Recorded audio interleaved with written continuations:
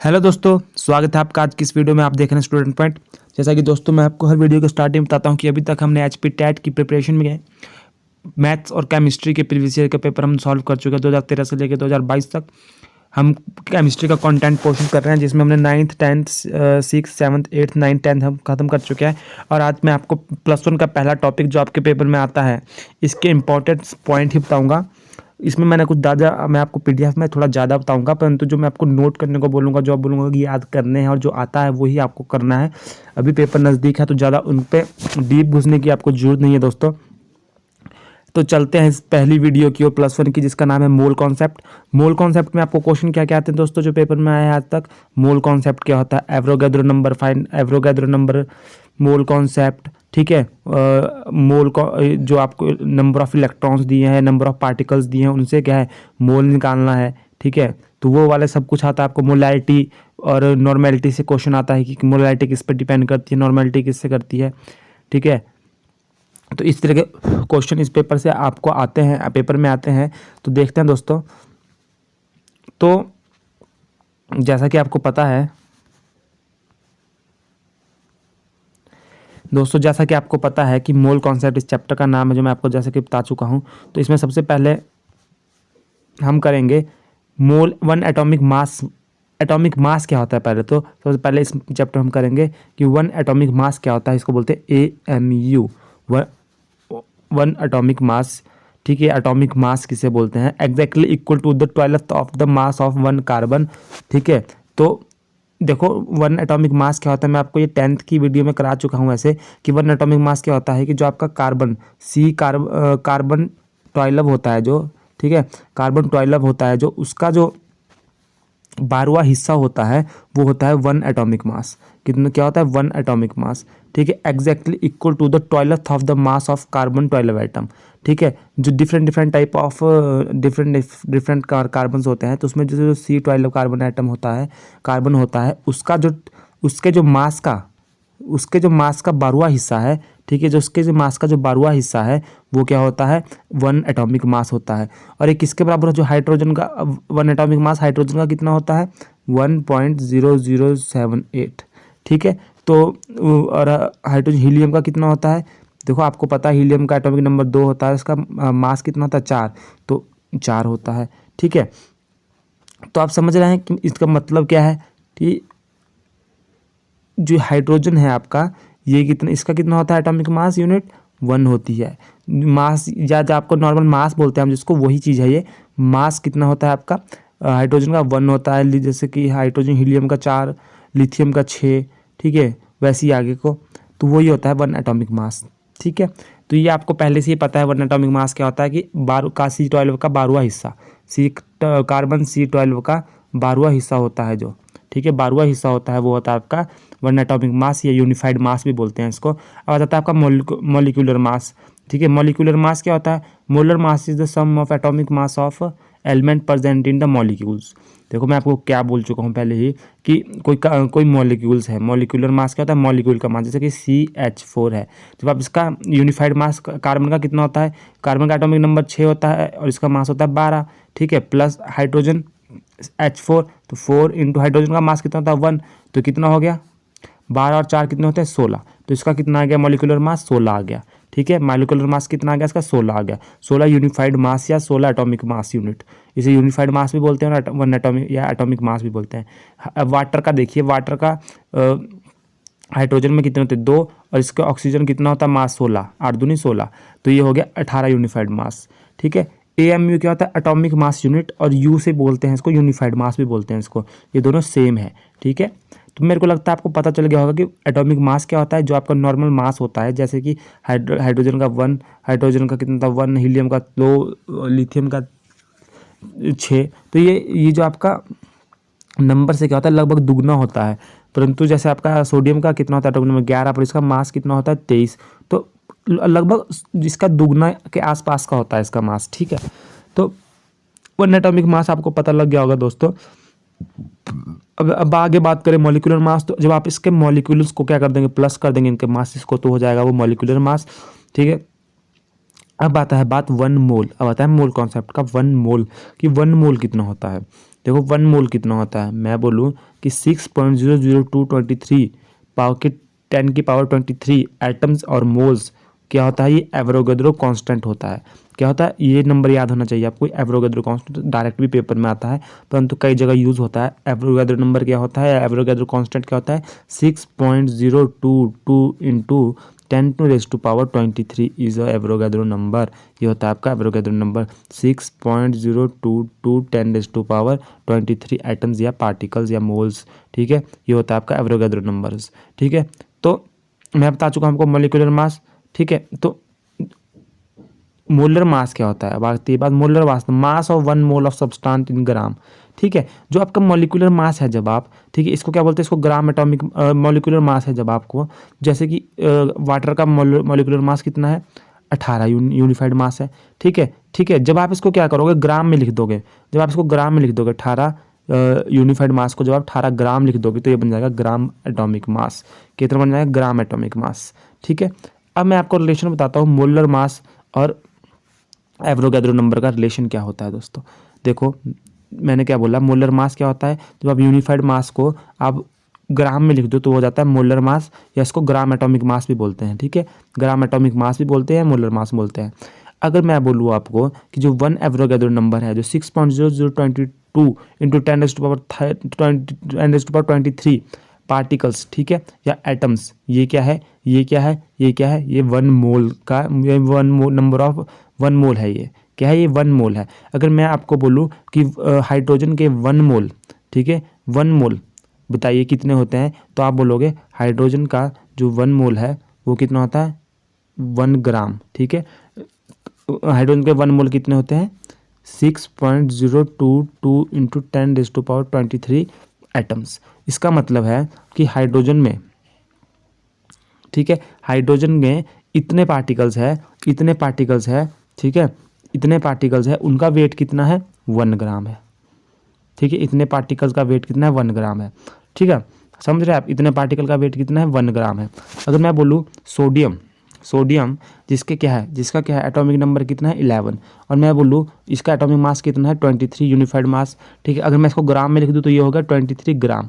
ठीक है, मैं बोलूँ कि 23 ग्राम कितने पार्टिकल्स का वेट है, इसके अंदर कितने एटम्स या पार्टिकल्स आएंगे, कितने एटम्स का वेट है, ये कितने पार्टिकल्स का वेट है 23 ग्राम्स, तो आप बोलोगे 6.022 10⁻23 एटम्स या मोल्स, इतने का वेट है 23 ग्राम।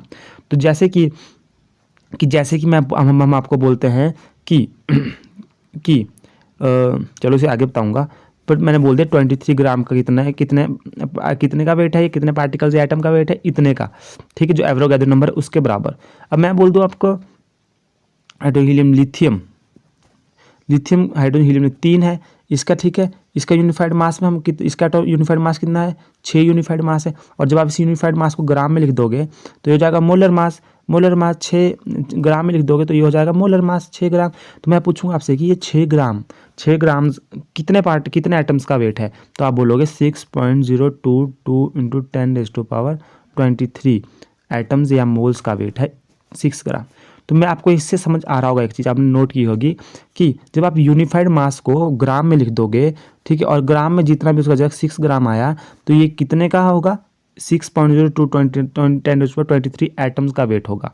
हर के केस में ऐसा ही होगा। Helium, hydrogen, helium, lithium, beryllium, पहले बेरिलियम का 4 है तो इसका एटॉमिक मास मान लो 5 है, तो आप 5 एटॉमिक यूनिफाइड मास है ये, तो ग्राम में लिख दोगे 8 ग्राम हो जाएगा। तो 8 ग्राम कितने पार्टिकल्स मोल्स का वेट है, ये है 6.002 इंटू 10⁻23।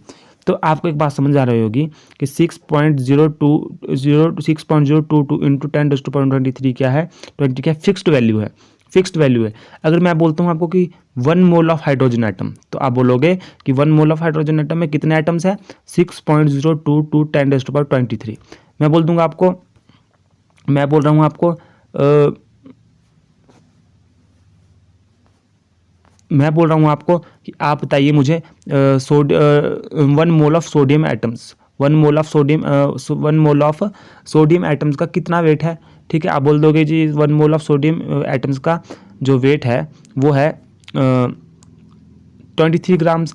मैं बोलूँगा इसमें कितने पार्टिकल्स है एटम में, आप बोल दोगे 6.02 10⁻23। ठीक है, ठीक है, कितने पार्टिकल है, इतने पार्टिकल है। ये आपको बात क्लियर हो रही होगी। ठीक है, तो ये होता है आपका 1 मोल। अब इसमें बात ये आती है कि सर ये तो हमें पता लग गया कि कितने का वेट है क्या है। ठीक है, ठीक है, तो ये एक आपको नंबर पता होना चाहिए, एवोगाड्रो नंबर, और इसी के हर एक के 1 मोल कितना के बराबर होता है, इतने पार्टिकल्स के बराबर होता है। ठीक है, 23 ग्राम्स ऑफ 23 ग्राम का में कितने पार्टिकल होंगे, इतने पार्टिकल होंगे। ठीक है, कितने होंगे, इतने पार्टिकल्स होंगे।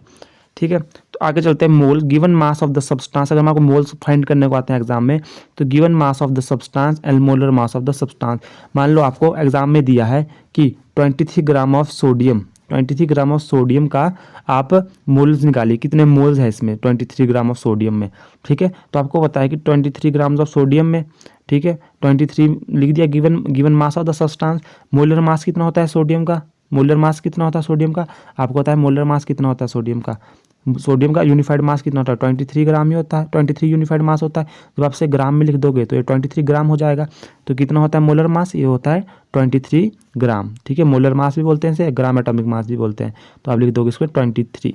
ठीक है, तो 1 से 1 23 कट गया तो ये आ गया 1 मोल।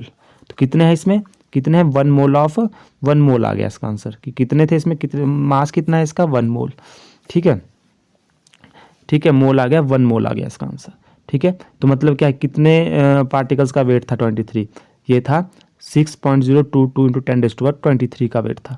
ठीक है, अगर यहाँ पे मान लो 46 होता कि 46 ग्राम ऑफ सोडियम का वेट मोल निकालिए, कितने मोल्स है इसमें, तो आप क्या लिखते, given mass of the substance कितना है 46, और molar mass of the substance कितना लिखते हैं आप 23, क्योंकि इसका सोडियम का मोलर मास ऑफ सब्सटेंस क्या है 23 है। ठीक है, तो इसको काटते तो इसमें 2 मोल आता। अब 2 मोल का मतलब क्या है कि 2 इंटू 6.002 6.022 इंटू 10⁻23 इतने नंबर ऑफ पार्टिकल्स इसमें या एटम्स होते हैं इसमें। ठीक है, तो कितनों का वेट है, ये है 1 मोल। ठीक है, अब इसमें फॉर्मूला कई तरीके से आते हैं, जैसे कि अगर मोल्स निकालने आ गया तो आपको गिवन नंबर ऑफ पार्टिकल्स दिए हैं, मान लीजिए आपको एग्जाम में दिया है कि गिवन नंबर ऑफ पार्टिकल, इतने गिवन नंबर ऑफ पार्टिकल्स है। ठीक है, और मोल्स फाइंड कीजिए, तो आपको क्या करना है, आपको एवोगाड्रो नंबर से उसे डिवाइड करना है। किससे करना है, एवोगाड्रो नंबर से ही उसे डिवाइड करना है। ठीक है, जैसे कि 6.022 इंटू 10⁻23 पार्टिकल्स दिए हैं एग्जाम में, और आपको इसको एवोगाड्रो नंबर भी इतना ही होता है 6.022 इंटू 10⁻23, तो इससे ये काटोगे तो 1 मोल आ जाएगा। कितना आ जाएगा, 1 मोल आ जाएगा। इस तरीके से भी क्वेश्चन आ सकता है आपको। ठीक है, तो क्वेश्चन आपको किसी भी तरीके से आ सकता है एक। ठीक है, तो ये आपको पता होना चाहिए दोस्तों। तो आपको जिस तरह हमारे केलों की जिस तरह आप मार्केट जाते हो, आपको बोला है कि 12 दर्जन केले दीजिए। ठीक है, आपको दिया है, आपको बोला है 1 दर्जन केले दीजिए। आपको पता है कि 1 दर्जन में कितने होते हैं, 12 केले आएंगे। 1 दर्जन में 12 केले आएंगे। अब आप मार्केट जाते हो, आप बोलते हो मुझे क्या है 1 मोल ऑफ एटम्स दीजिए। क्या दीजिए, 1 मोल ऑफ एटम्स दीजिए। ठीक है, तो आपको पता है 1 मोल ऑफ एटम में कितना आता है 6.022 इंटू 10⁻23, तो आप उतने एटम उसको दे दोगे। ठीक है, उतने एटम आप इसको दे दोगे। ठीक है, ठीक है, और जो ये एटम्स है 1 मोल ऑफ एटम है, इनका वेट कितना होता है, जितना उसका ग्राम एटॉमिक मास होता है। ठीक है, जैसे कि अगर हम ले ले सोडियम के केस में 23, तो 23 ग्राम इन पार्टिकल्स का वेट होगा सोडियम के केस में। ठीक है, तो ये दोस्तों मुझे लगता है आपको समझ आ गया होगा। इस तरह से पेपर में आता है मोलर मास से ये वाला कॉन्सेप्ट से क्वेश्चन। उसके बाद परसेंटेज कॉम्पोजिशन की, अगर आपको परसेंटेज निकालने को बोलिए 2 कंपाउंड मॉलिक्यूल, तो मास of the element in the compound and molar mass of the compound. मान लीजिए आपको कंपाउंड दिया, उसमें बोला है कि NaOH का सब दे दिया आपको, तो उसमें बोला कि सोडियम का आपको निकाला, जैसे ये दे दिया NaOH। ठीक है, NaOH दिया, बोला सोडियम का मास of element in the compound निकालिए, कितने परसेंटेज की। ठीक है, तो इसका आप टोटल कंपाउंड का मोलर मास निकालोगे, सबको प्लस करके, इनके वेट को प्लस करके, और सोडियम का अलग से लिख दोगे, तो जितना भी आएगा उनको डिवाइड कर दो, 100 से गुना कर दो, उतनी परसेंटेज आ जाएगी इसमें।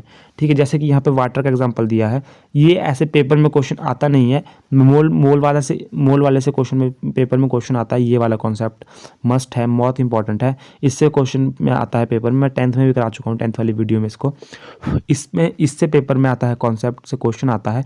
ठीक है, इससे ऐसा नहीं आता, पर ये बहुत इजी है, तो मैं इसे समझा रहा हूँ आपको कि क्या करोगे आपको किसी भी चीज़ की परसेंटेज निकालनी है। मान लो आपको बोल दिया कि आप मार्केट से, ठीक है, 2 किलो क्या लाए, राजमा लाए, और 2 किलो क्या लाए, ठीक है, 2 किलो राजमा लाए, 2 किलो दाल लाए, ठीक है, दाल लाए, तो टोटल वेट कितना उठा के लाए आप, 4 किलो लाए, ठीक है, 4 kg लाए आप, ठीक है। तो इसमें से आपको बोल दिया कि राजमा का कितना वेट था उसकी परसेंटेज निकालो, तो आप क्या करोगे, 2, ठीक है, मास of the element into compound, तो मास कितना राजमा का 2, और टोटल कंपाउंड कितना, वेट मास कितना, जैसे कि 4, तो इंटू 100 से गुना कर दो, तो ये कितना जाएगा, 50%। उसी तरह से होता है ये क्वेश्चन, बस ये सिंपल सा। इसमें H2O में 18, देखो H2O का हमने एग्जांपल दिया, मास ऑफ H निकालो, इसमें मास परसेंटेज ऑफ H निकालो, तो आपको पता है कि मास H का कितना है इसमें, 2 इंटू H का मास कितना होता है 1, तो 2 आ गया, ठीक है, 2 आ गया, ठीक है। और इसमें टोटल कंपाउंड का मास कितना है 18, तो इसको गुना कर दिया 100 से, तो इतना 11.11 9 9 9 9 एकम 9, आगे चल गया आपका 1 9 एकम 9.10 हाँ, तो ये लगभग आपका 11.18 आ गया, ठीक है, 11.18 आ गया। तो ये परसेंटेज कंपोजिशन है, सिंपल सा क्वेश्चन है, इसमें कुछ है नहीं। अब आ गया आपको moles in case of gas. देखो मोल्स एक तक था, मोल्स अनदर्स के केस में, अगर मोल गैस के केस में आए तो इसमें हम STP कंडीशन में लगाते हैं। जैसे मोल्स का फॉर्मूला क्या होता है, given mass of gas and molar mass, STP condition. Gas के केस में होता है STP कंडीशन। STP कंडीशन क्या होता है, standard temperature and pressures. Temperature इसमें 273.15 केल्विन, प्रेशर 1 एटमॉस्फेयर, और मोलर वॉल्यूम होती है 22.4 लीटर्स। कितने, 22.4 लीटर। इसका क्वेश्चन अभी तक आया नहीं है, पर इससे क्वेश्चन इस तरह से आया है कि STP कंडीशन में क्या कौन कौन सी होती है। STP कंडीशन में टेम्परेचर कितना होता है, तो आपको पता नहीं चाहिए। STP कंडीशन में टेम्परेचर होता है 273.15 के, प्रेशर 1 एटमॉस्फेयर होता है STP कंडीशन में, और मोलर वॉल्यूम होती है 22.4 लीटर्स। ये आया वाला भी आया है, तो आपको इसका पता होना चाहिए कि STP कंडीशन क्या होती है। स्टैंडर्ड टेम्परेचर एंड प्रेशर में टेम्परेचर कितना होता है, प्रेशर कितना होता है, और मोलर वैल्यू कितनी होती है, ये आपको पता होना चाहिए। गिवन मास ऑफ गैस, ठीक है, गिवन मास ऑफ गैस की मास क्या है उस इसमें, और मोलर मास कितना है, तो आप उनको करोगे डिवाइड करके आ जाएगा। तो आगे चले, relation between empirical formula and molecular formula. देखो आपको पता है कि इंपीरिकल फार्मूला का क्वेश्चन भी आता है कि इंपीरिकल फार्मूला होता क्या है, ठीक है। तो पहले मैं आपको बता दूं कि इंपीरिकल फार्मूला क्या होता है। जैसे कि C6H12O6, ये है ग्लूकोज का फार्मूला। अब आपको बोले इसका इंपीरिकल फार्मूला निकालो, तो इंपीरिकल फार्मूला क्या होता है, सिंपलेस्ट रेशो। सिंपलेस्ट रेशो में कैसे लिख सकते हैं आप, अब इसमें से देखो 6 कॉमन ले लो, 6 सब में आ रहा है, तो 6 बाहर कॉमन ले लो, तो एक इसमें बच गया CH2O में बच गया, बाकी सबसे निकल गया, तो सिंपलेस्ट रेशो आ गई इसकी है CH2O। तो इंपीरिकल फार्मूला होता है सिंपलेस्ट रेशो में लिख दो, मतलब उसमें जो भी कॉमन आ रहा है सबको बाहर निकाल के अंदर जो बचता है उसका इंपीरिकल फार्मूला होता है। और मॉलिक्यूलर फार्मूला होता है उसका जो नॉर्मल फार्मूला होता है, जैसे ग्लूकोज का C6H12O6 के मॉलिक्यूलर फार्मूला है, और इंपीरिकल फार्मूला क्या है इसका CH2O, ठीक है। अब ये है relation between empirical formula and molecular formula. देखिए क्वेश्चन आता नहीं, पर आपको ये याद रखना कि N molecular formula divide by empirical formula, इसका रिलेशन है, ठीक है। आया नहीं है इससे कुछ नहीं, तो मैं इसको आपको बता देता हूँ, इतना इस पर ध्यान मत दीजिएगा, अपने दिमाग को थोड़ा ओपन रहने दीजिएगा, अपने को जब सब कुछ रटने की कोशिश नहीं कीजिएगा। Convert mass percent into gram, ठीक है, convert into number of moles of each element, divide smallest number, if it not in a whole number then convert into whole, right a empirical formula, and N is equal to molar mass divided by molecular mass, empirical N is equal to molar mass, ठीक है। और आपका empirical mass, ठीक है, तो आपका आ जाएगा molecular formula, ठीक है, मॉलिक्यूलर फार्मूला, ठीक है। तो इस पे आपने इतना गौर नहीं देना है, आपको इतना सा याद रख लीजिएगा बस आप कि N का molecular formula divide by empirical formula, तो N is equal to molecular formula divide by empirical formula, ठीक है। जैसे कि मैंने ग्लूकोज का आपको दिया था, ग्लूकोज का मॉलिक्यूलर फार्मूला क्या था, C6H12O6, ठीक है, ठीक है। और इंपीरिकल फार्मूला क्या था इसका, CH2O6, ठीक है। तो ये है, बाकी देखो इसमें जो N क्या था, N क्या था इसमें, N देखो क्या था, N था वो कॉमन टर्म जो आपने कॉमनली बाहर, जैसे कि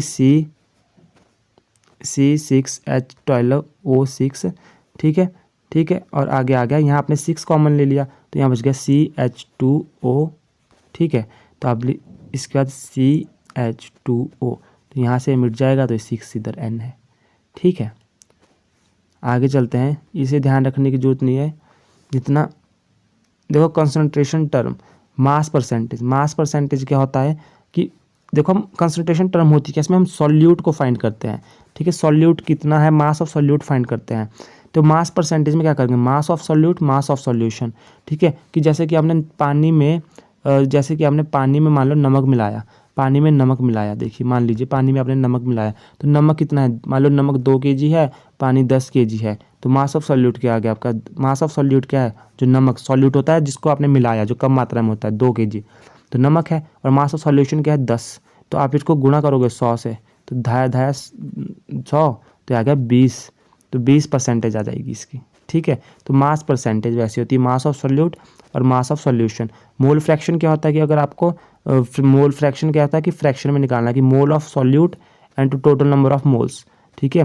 तो मोल फ्रैक्शन क्या है, मोल फ्रैक्शन में है, मोल्स की बात करेंगे हम, जैसे यहाँ मास परसेंटेज है, मास ऑफ सॉल्यूट और मास ऑफ सॉल्यूशन था, यहाँ मोल की बात नहीं होती, यहाँ मोल की बात हो रही है, मोल फ्रैक्शन कि मोल्स ऑफ सॉल्यूट कि कितने number of moles of solute है उसमें, ठीक है, और टोटल नंबर ऑफ मोल्स कितने हैं, ठीक है, तो वो आ जाएगा आपका मोल फ्रैक्शन, ठीक है। तो अगर आपको जैसे कि यहाँ पे दिया कि सम ऑफ मोल फ्रैक्शन इज़ 1, ठीक है, तो जो mole fraction of A compound है, मॉलिक्यूल है, और मोल फ्रैक्शन ऑफ दूसरा मॉलिक्यूल है, तो वो कितना होगा, 1 के बराबर होगा, ठीक है दोस्तों। तो इन्हें देख लीजिए, बस मैंने आपको नज़रों से गुजार रहा हूँ इन्हें, पार्ट पर मिलियन, अब पार्ट्स पर मिलियन मोल फ्रैक्शन था, ठीक है, अब पार्ट्स पर मिलियन, तो पार्ट्स पर मिलियन का मतलब कि मास of solute and mass of solvent into 10 की पावर 6। देखो अगर आप इसमें मास of solute and mass of solvent ले रहे हैं आप, या सॉल्यूशन नहीं ले रहे हैं, क्योंकि ये इतनी बड़ी रकम है, 10⁻6 इतनी बड़ी है कि अगर आप यहाँ सॉल्यूशन भी लेंगे, क्योंकि सॉल्यूट की मात्रा इतनी कम है, इसमें इतनी कम है कि अगर आप सॉल्यूट भी ले रहे हैं चाहे सॉल्यूशन ले रहे हैं, टोटल ये निगलेक्ट हो जाएगा, सॉल्यूट इतना कम है कि ये निगलेक्ट हो जाएगा, तो इसलिए क्या करें, मास of solute and mass of solvent ले रहे हैं इंटू 10⁻6। पीबीबी मास पार्ट्स पर बिलियन, तो 10⁹ पार्ट्स पर billion, mass of solute and mass of solvent into 10⁹। देखो यहाँ पे क्या था, यह परसेंटेज था तो 100 से गुना किया, यहाँ पे पार्ट्स पर मिलियन था तो मास of solute and mass of solvent, ये ध्यान रखना है, 10⁻6 किया, पार्ट पर बिलियन में 10⁹ कर दिया। मतलब क्या है पार्ट्स पर बिलियन का मतलब, पार्ट्स पर बिलियन का मतलब पार्ट्स पर बिलियन 1 कब होगा, जब 100 करोड़ ग्राम में अगर 1 ग्राम सॉल्यूट हो, मतलब 1 ग्राम सॉल्यूट है किसमें, 100 करोड़ ग्राम सॉल्वेंट में, ठीक है, तो वो क्या होगा आपका मास पर बिलियन होगा, ठीक है। इतनी छोटी वैल्यू निकाल रहे हैं हम इसमें, तो ये इतना आपका आया नहीं आज तक किसी पेपर में, पर याद रखिएगा इजी से टॉपिक इसलिए मैंने लिख लिया है। अब आता है आपका मोलैरिटी, मेन टॉपिक मोलैरिटी, अगला मेन टॉपिक, इस पर गौर कीजिएगा। मोलैरिटी क्या होती है, देखो मोलैरिटी क्या है, कंसंट्रेशन टर्म है, तो मोल्स ऑफ सॉल्यूट कि कितने मोल्स ऑफ सॉल्यूट हैं, and volume of solution in litre, ठीक है, मतलब क्या है इसमें वॉल्यूम क्या है, सॉल्यूशन क्या है, लीटर में है, ठीक है। जैसे मान लो पानी में आप नमक मिला रहे हो, तो नमक किस में है, नमक तो लिक्विड चीज़ है, तो वॉल्यूम में लेंगे आप उसे, तो ये वैसा एग्जांपल है कि volume of solution in litre, इसको आप लीटर में लोगे, और मोल्स ऑफ सॉल्यूट, ठीक है, मोल्स ऑफ सॉल्यूट, ठीक है, तो ये हो जाता है आपका मोलैरिटी। तो मोलैरिटी को आगे कैसे निकालोगे आप, ठीक है, तो आपको पता है कि मोल्स ऑफ सॉल्यूट क्या होते हैं, given mass of solute and divide by molar mass, given mass divide by molar mass, और volume of solution in litre, तो volume of solution in litre, अगर हमारे को मिलीलीटर में चेंज करना है ऐसे, तो हम 1000 से इसको डिवाइड कर देंगे, तो आगे क्या बन जाएगा आपका गिवन मास ऑफ सॉल्यूट, ठीक है, and molar mass of solvent, ठीक है, molar mass of given mass of solute, molar mass of solute, ठीक है, into 100 divide by volume of solution in litre, ठीक है, सॉल्यूशन इन लीटर, ठीक है। तो ये ऐसे होगा दोस्तों, ठीक है।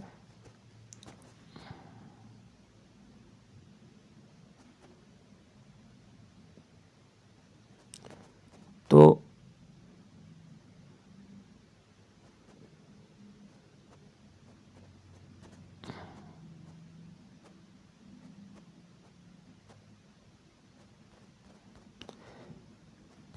ठीक है दोस्तों, तो अब हम कहाँ पहुँचे थे, मोलर मास। तो यहाँ पे क्या जाएगा, given mass of solute and molar mass, ठीक है, डिवाइड में into 1000 and volume of solution in millilitres. ठीक है दोस्तों, तो यूनिट क्या होती है इसकी, मोल्स पर वॉल्यूम। तो मोल्स पर लीटर, वॉल्यूम की होती है लीटर यूनिट होती है, तो इसकी आ जाती है मोल पर लीटर आ जाती है इसकी मोलैरिटी की। इसमें सबसे इंपॉर्टेंट बात है दोस्तों इसका फार्मूला, कि इसके फार्मूले को कैसे ड्राइव करते हैं। Moles of solute and volume of solution in litre तो सबको पता होगा, परंतु अगर एग्जाम में आपको पेपर में न्यूमेरिकल आता है तो आपको मोल्स ऑफ सॉल्यूट निकाल लेना चाहिए। आपको पता है कि मोल्स ऑफ सॉल्यूट क्या होते हैं, given mass of solute and molar mass, ठीक है, इनटू, अगर ये लीटर में रहता तब तो आप volume of solution in litre ही लिखोगे, परंतु अगर ये मिलीलीटर में है तो इसको 1000 से गुना भी करना पड़ेगा दोस्तों। तो इसकी यूनिट क्या है, moles per litre, moles per litre इसकी यूनिट है। Relationship between molarity and volume, देखो molarity is equal to moles per volume, ठीक है, मोल्स पर वॉल्यूम। तो M1 molarity, NB moles, V1 volume. तो आप क्या करोगे, जब M1 को V1 को परे ले जाओगे तो M1 V1 equal to NB moles of solute, ठीक है, मोल्स ऑफ सॉल्यूट आ जाएगा। तो M2, जब आप दूसरे के केस में भी ऐसा ही करोगे तो इसमें भी ऐसा आएगा, NB is equal to M2 V2, ठीक है। तो इसका क्या है, NB कॉमन है तो इसको इक्वेट कर दो, M1 V1 equal to M2 V2, molarity equation भी बोलते हैं दोस्तों इसको, क्या बोलते हैं, molarity equation. Depend on the temperature because volume of solution temperature dependent है। क्वेश्चन आपके पेपर में आता है, आपके पेपर में इस तरह से आता है क्वेश्चन कि जो मोलैरिटी है ये ऐसा आता है कि इनमें से कौन सा टेम्परेचर पर डिपेंड करता है, उसमें आ जाएगा मोलैरिटी, मोलैलिटी, ग्राम इक्विवेलेंट, ठीक है। तो उसमें से मोलैरिटी है जो आपकी, मोलैरिटी से रखना याद, मोलैरिटी, री लीटर लीटर, टेम्परेचर टेम्परेचर, ठीक है। तो मोलैरिटी डिपेंड करती है टेम्परेचर पर दोस्तों। तो इसमें मोलैरिटी में आपको तो इसका फॉर्मूला पता होना चाहिए, इसकी यूनिट पता होनी चाहिए, और depend on temperature, volume of solution depend on temperature, ये आपको पता होना चाहिए दोस्तों। ठीक है दोस्तों, आगे चलते हैं। इसका न्यूमेरिकल बहुत ईजी आता है, बहुत ईजी, अगर आपको पता है पूरा तो आप वैल्यू डाल के सब कुछ दिया होता है उसमें। ठीक है दोस्तों, आगे चलते हैं। Molality, moles of solute, mass of solvent. Molality आ गया अब अगला, कि मोल्स ऑफ सॉल्यूट है और मास ऑफ सॉल्वेंट है। ऊपर मोलैलिटी में क्या था, वॉल्यूम ऑफ सॉल्वेंट था, यहाँ पे क्या है, मास ऑफ सॉल्वेंट है। तो मोल्स ऑफ सॉल्यूट तो आप वैसे ही निकालोगे, moles of solute and mass of solvent, ठीक है, moles of solute and mass of solvent, ठीक है। ये तो आप इंटू 1000, ठीक है, क्योंकि अगर एक केजी में और या ग्राम में दिया है, अगर ग्राम में कन्वर्ट कर तब 1000 करोगे, ऐसे नहीं करोगे, ठीक है, ऐसे नहीं करोगे। तो ये बात आपको क्लियर होनी चाहिए, ठीक है दोस्तों। तो अगर आप मोल्स ऑफ सॉल्यूट को आप फिर से चेंज करते, आपको पता है कि मोल्स ऑफ सॉल्यूट क्या कैसे कन्वर्ट करते हैं, ठीक है। मोल्स ऑफ सॉल्यूट देखो आपने ऊपर भी चेंज किए कि given mass of solute and divide by molar mass of solvent. तो उसी तरीके से आप यहाँ भी करोगे अगर आपको क्वेश्चन में पेपर में आता है इस तरह से। तो यूनिट क्या होती है इसकी, मोल्स पर केजी, क्योंकि मोल्स ऑफ सॉल्यूट की यूनिट क्या होती है, मोल्स, और मास ऑफ सॉल्वेंट की यूनिट होती है केजी। तो ये आ गया मोल्स पर केजी। और it does not effect by temperature, it depend on the mass of solvent, ठीक है। तो ये ध्यान रखना कि यह टेम्परेचर पर डिपेंड नहीं करता, it depend on the mass of solvent पर डिपेंड करता है, ये मास पर डिपेंड करता है, मास ऑफ सॉल्वेंट पर, ठीक है दोस्तों। आगे चलते हैं।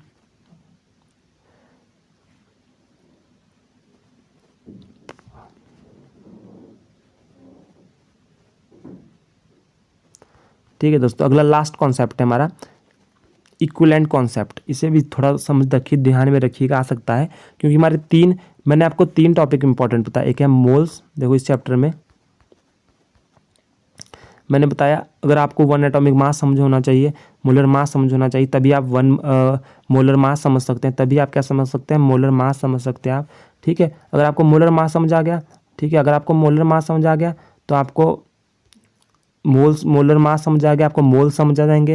अगर आपको मोल समझ आ गया तो आपको मोलैरिटी समझ आ जाएगी, जो इंपॉर्टेंट है, मोलैरिटी समझ आ जाएगी, और मोलैरिटी के बाद मोलैलिटी, ठीक है। मोलैलिटी के बाद है ग्राम इक्विवेलेंट, ठीक है, जो इतना इंपॉर्टेंट नहीं है, अभी तक पेपर में नहीं आया, पर आपको उसका फॉर्मूला पता होना चाहिए ग्राम इक्विवेलेंट का।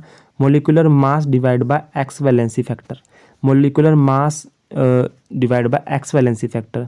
अब एक्स वैलेंसी फैक्टर क्या होता है दोस्तों?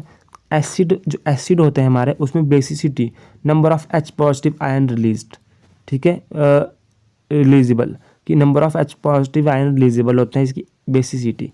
और बेस में क्या होती है? Acidity, number of O H ion releasable. तो एसिड में बेसिसिटी कि उसकी कितनी बेसिसिटी है, और बेस में एसिडिटी, तो ये बात ध्यान रखिएगा आप। सॉल्ट क्या होता है? चार्ज ऑन कैटायन, ठीक है, चार्ज और कैटायन। तो फाइंड एक्स फैक्टर, तो HCl में एक्स फैक्टर फाइंड कीजिए। आपको पता है HCl क्या है? आपका एसिड है, ठीक है। तो एसिड में क्या चाहिए? इसकी बेसिसिटी, की number of H positive ion कितना रिलीज करेगा, ठीक है। तो number of H positive ion कितना रिलीज करता है? ये एक एच रिलीज कर सकता है, इसके पास एक एच है तो एक एच रिलीज कर सकता है। H2SO4 है, जैसे कि अब ये भी क्या एसिड है, तो ये कितने एच रिलीज कर सकता है? 2 रिलीज कर सकता है। तो ये इसका एक्स फैक्टर है, ठीक है। तो दोस्तों अगला है ग्राम इक्विवेलेंट, ग्राम इक्विवेलेंट। तो ग्राम इक्विवेलेंट क्या होता है? Given mass divide by equivalent मास, ठीक है, ये है मेन कॉन्सेप्ट, इक्विवेलेंट मास। तो given mass divide by equivalent मास। आपको पता होना चाहिए कि इक्विवेलेंट मास क्या होता है, मैंने आपको ऊपर बताया इक्विवेलेंट मास क्या होता है।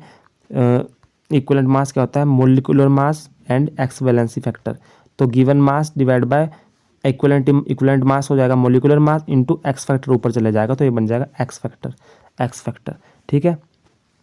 अब आपको गिवन मास तो आपको पास दिया होगा, ठीक है, और ग्राम इक्विवेलेंट, ठीक है, ग्राम इक्विवेलेंट भी आपको पता है कि ग्राम इक्विवेलेंट क्या है? मोल्स इंटू एक्स फैक्टर, ठीक है, क्योंकि आपको पता है कि given mass divide by molar मास किसका फार्मूला होता है? Given mass divide by molar मास किसका फार्मूला होता है? मोल्स का फार्मूला होता है। तो उसमें गिवन मास और डिवाइड बाय मोलिकुलर मास होता था, तो किसका? मोल्स का फार्मूला बन गया। तो आपका ग्राम इक्विवेलेंट क्या बन गया? मोल्स इंटू एक्स फैक्टर, क्या बन गया? मोल्स इंटू एक्स फैक्टर बन गया, मोल्स इंटू एक्स फैक्टर बन गया, ठीक है दोस्तों। तो अब आता है नॉर्मेलिटी, ठीक है, हमने अभी तक पढ़ा मोलैलिटी, अब आ गया नॉर्मेलिटी। तो नॉर्मेलिटी क्या होता है? Number of gram equivalent of solute and number of the solution in litre, ये होता है number of gram equivalent of solute and number of solution in litre. तो number of gram equivalent of solute क्या होता है? Number of gram equivalent of solute क्या होता है? गिवन मास, देखो ग्राम इक्विवेलेंट क्या होता है? ग्राम इक्विवेलेंट क्या होता है? गिवन मास और इक्विवेलेंट मास। ग्राम इक्विवेलेंट क्या होता है? गिवन मास, इक्विवेलेंट मास आपने डाल दिया, इसमें डाल दिया। डिवाइड में क्या था इसके? डिवाइड में था volume of solution in litre, तो volume of solution in litre डाल दिया आपने। गिवन मास और equivalent mass into 1 volume of solution in litre, ठीक है। आगे चलते हैं।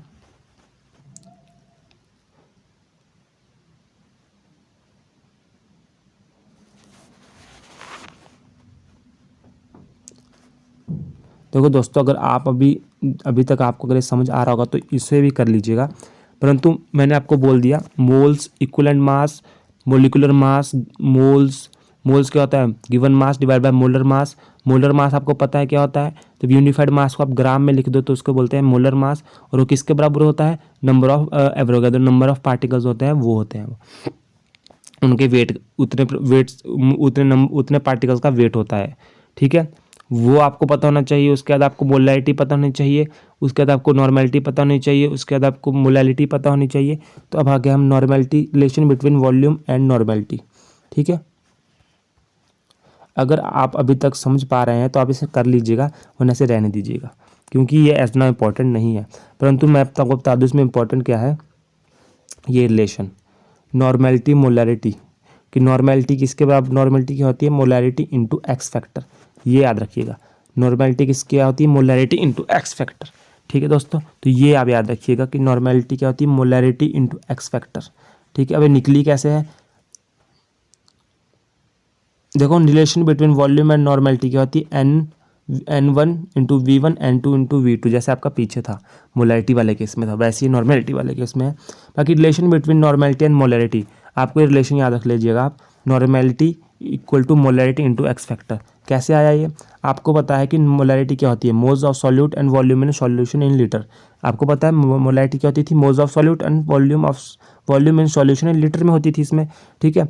लीटर में होती थी। और नॉर्मेलिटी क्या होती है, number of gram equivalent volume in solution, number of gram equivalent volume in solution ये होती थी। ठीक है, तो अगर आपको पता है कि क्या मोल्स ऑफ सॉल्यूट क्या होते हैं, मोल्स ऑफ सॉल्यूट क्या होते हैं, given mass divide by molar मास। ठीक है, given mass divide by molar मास, ये क्या होते थे आपके, ये क्या होते थे आपके मोल्स ऑफ सॉल्यूट होते थे। क्या होते थे, मोल्स ऑफ सॉल्यूट होते थे।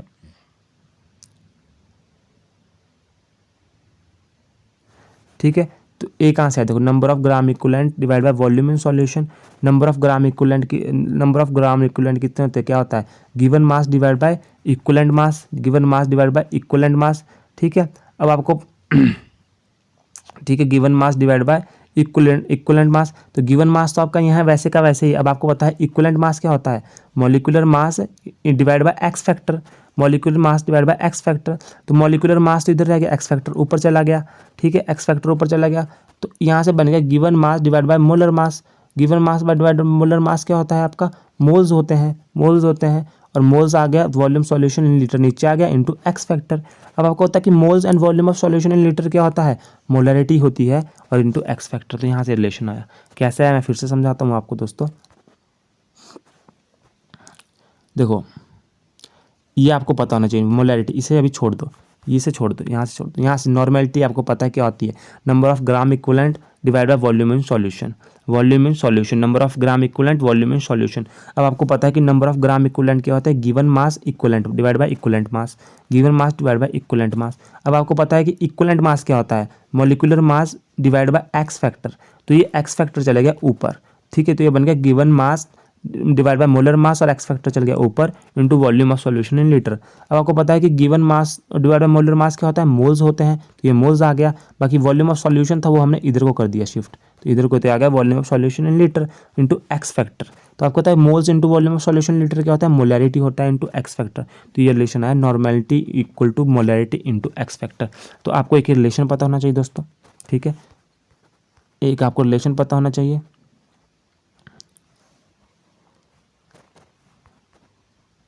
बाकी आपको एक आपको मोलैरिटी पता होना चाहिए, मोलैरिटी पता होना चाहिए, एक आपको मोलैरिटी पता होना चाहिए, मोलैरिटी पता होना चाहिए, पता होना चाहिए कि ये डिपेंड टेम्परेचर पे डिपेंड करती है, depend on the temperature because volume of solution depend temperature. ठीक है, ये टेम्परेचर पर डिपेंड करती है, ये क्या करती है, ये मास पर डिपेंड करती है। ठीक है, मोलैरिटी। उसके बाद आपको ये आप देख लीजिएगा, अगर आपको होते हैं पता कर रख लीजिएगा, अगर जुड़ी नहीं है।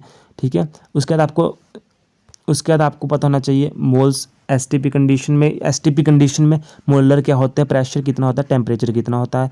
बाकी आपको moles, molar mass, molecular mass, one atomic mass, ये पता होना चाहिए। इससे क्वेश्चन आता ही, एवोगाड्रो नंबर याद होना चाहिए। ठीक है दोस्तों, अगला जो हमारा चैप्टर, अगला जो मैं वीडियो लाऊंगा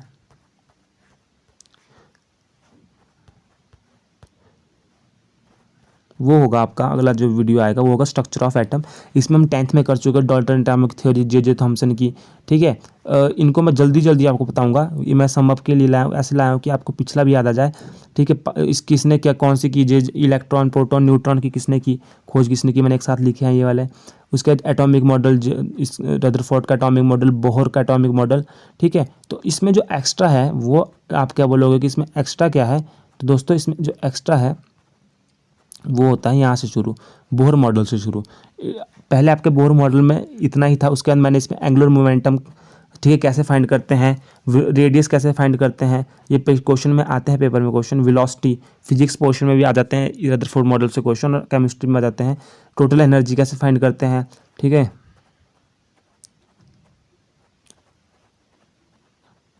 बाकी वेव नेचर कैसा होता है, इसमें से ये पता होना चाहिए आपको कि डुअल बिहेवियर शो करता है, कौन सा पार्टिकल नेचर शो करता है, कौन सा वेव नेचर शो करता है। इसमें इंपॉर्टेंट बताऊंगा। बाकी ये आपको कि किसकी फ्रीक्वेंसी ज़्यादा होती है, किसकी कम, microwave, radio wave, gamma rays, क्या इनका क्या होता है। ठीक है, ये आपको पता होना चाहिए। बाकी some important formula of Bohr model की रेडियस कैसे फाइंड करेंगे आप, इसमें वेलोसिटी, काइनेटिक एनर्जी, टेम्परेचर। उसके बाद प्लैंक की हमने इक्वेशन थोड़ी सी मैंने आपको याद करने की आई है एक आधी बार ये भी। उसके बाद आपका ब्लैक बॉडी के बारे में मैंने थोड़ा सा बताया है। उसके बाद आपका quantum number, principal quantum number, azimuthal quantum number वगैरह आता है इससे भी, तो ये भी मैंने इसमें ऐड किया है। तो इसमें ये 1 घंटे की वीडियो जाएगी लगभग, जिसे मैं कल बना के आपको डाल दूंगा, ठीक है। हाफ फिल्ड फुली फिल्ड, ठीक है, हाफ फिल्ड फुल्ली फुल, ह्यून रूल्स, अब्बाहू रूल्स, ठीक है, पॉली एक्सक्लूसिव प्रिंसिपल, ये इंपॉर्टेंट है। एनर्जी कैसे निकालते हैं, एनर्जी शेल किस पे, सब शेल आते हैं इससे क्वेश्चन, एक नंबर के बहुत ज़्यादा क्वेश्चन आते हैं। तो ये सब कुछ है अगले चैप्टर में, तो ये कल की वीडियो में आएगा, तो कल की वीडियो जरूर देखें। आज की वीडियो में मैंने इंपॉर्टेंट पॉइंट बता दिए हैं कि आपको पेपर में किस तरीके से पूछते हैं, ठीक है। अब जो आपका मैंने बोल चुका हूँ कि जो 10th तक का है आपका, उसमें से लगभग 75%, मतलब 30 में से आपके 20 नंबर का उससे आएगा ही आएगा, चाहे कितना ही टफ पेपर आए, कितना ही टफ पेपर आए, 20 नंबर का उससे आएगा ही आएगा 10th तक का, ठीक है।